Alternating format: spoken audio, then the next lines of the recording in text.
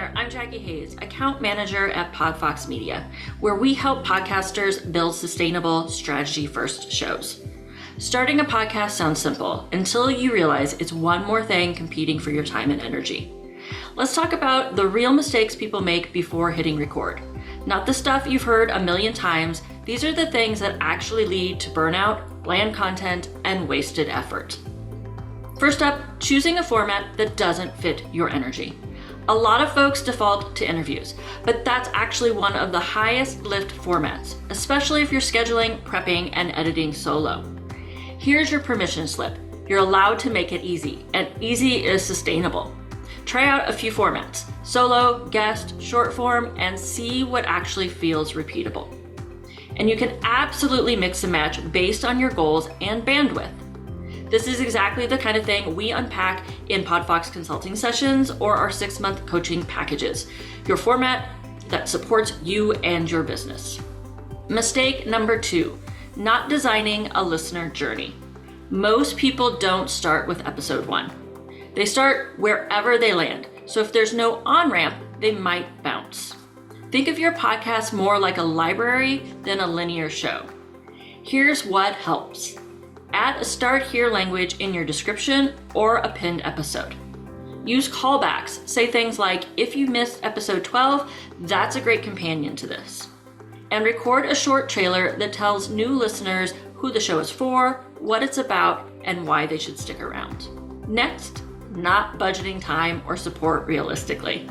Podcasting isn't just recording. It's prep, editing, writing show notes, graphics, promotion, all of it.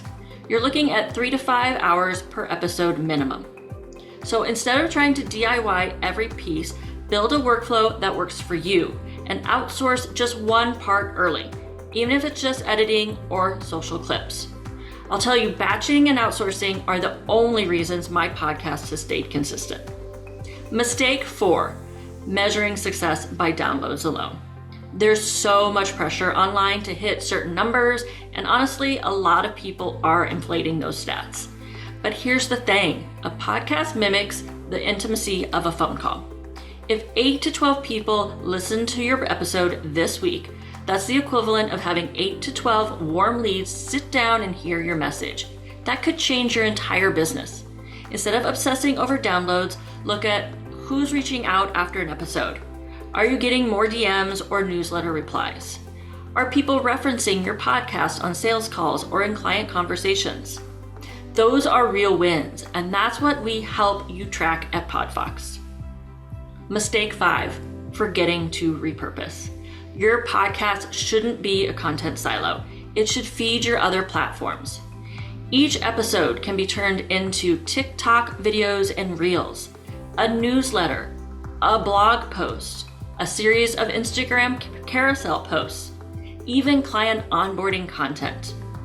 Great podcasting is great marketing with a mic. And a bonus mistake, not listening like a listener. It's so easy to skip this step, but re-listening to your episodes can tell you so much.